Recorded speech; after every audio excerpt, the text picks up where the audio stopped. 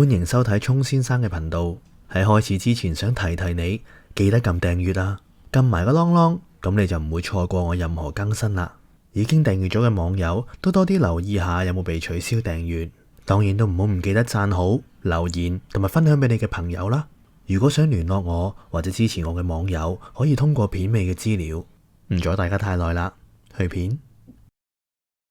提多一句，而家通過聰 Stock Code， 亦即係畫面上面嘅連結，又或者通過片尾嘅方式去聯絡我呢，可以購買我嘅書籍作品同埋紀念品，而網站嘅內容都會不時更新，唔好錯過啊！賣晒就冇噶啦。大家好，我係聰神。今日呢條片呢，主要係想請教下香港嗰班支持違法達義嘅年青人，問你哋幾個問題，希望你哋可以打從心底俾一個衷心嘅答案我。對於美國國會嘅亂象，你哋點睇呢？你哋會唔會支持呢啲示威者啊？佢哋喺街上面去打一啲唔同政見嘅人，你哋覺得啱唔啱呢？受傷嘅人都係手無寸鐵嘅人，又冇出示委任證，又冇警告，又冇舉旗，對住佢哋仲開埋槍，你哋覺得當地嘅警察過唔過分呢？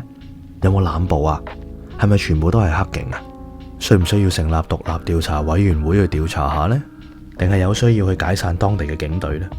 室內施放催淚彈，人人道呢？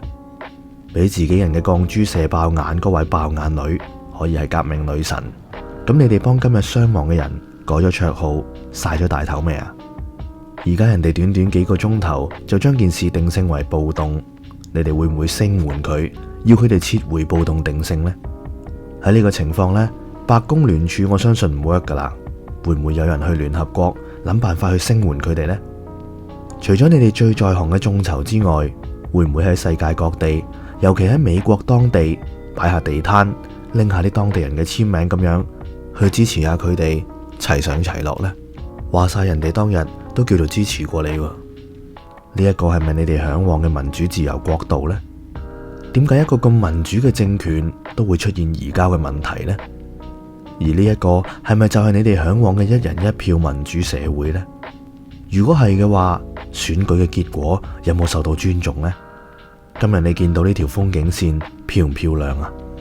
如果話香港冇晒言論自由，咁今日嘅美國又有冇呢？你哋一路強調又一路追捧緊嘅西方社交平台，又有冇言論自由俾到你哋呢？你哋覺得佢哋咁樣落去會唔會成功呢？榮光會唔會歸美國呢？如果可以翻到當日，俾你哋再揀一次，你哋又會唔會參與暴動呢？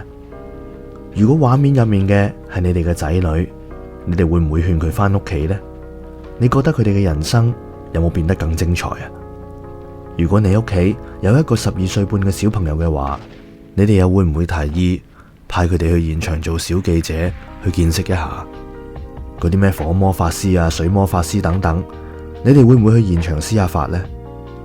其實而家呢，全套劇本重新上演，暴動啦、佔領啦、請辭等等，我諗大概呢，淨係差一個顏色去做標籤，撐一場更加混亂嘅暴動，一個自稱嘅靈媒同埋幾對包到冚晒嘅自稱父母，咁樣呢，就可以將個政府抹黑到體無完膚噶啦。但係我覺得最可惜嘅係，人哋有一個好大嘅分別，就係人哋敢作敢為，面都唔使蒙嘅。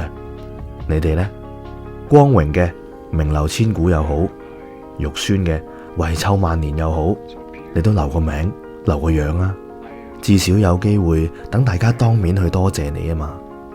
對於暴動嚟講，美國嗰邊啲人入到去都冇大肆破壞，冇話打爛晒啲嘢，冇攞走啲嘢擺低20蚊。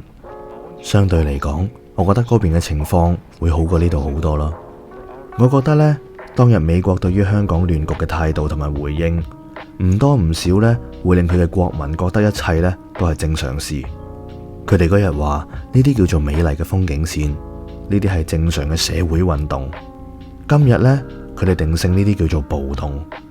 其實呢啲雙重標準呢，真係搞到全世界都無所適從嘅。香港嘅朋友，希望你哋可以藉住呢次機會，用人哋嘅經驗去買一個教訓，睇清楚現實。美國嘅朋友呢，1月20號就權力移交啦，我只能夠喺度願平安歸美國。人民呢，始終係無辜嘅。各位喺美國當地嘅華人朋友，記得要小心保重。我今日要講嘅就係咁多啦，我哋下次再見，拜拜。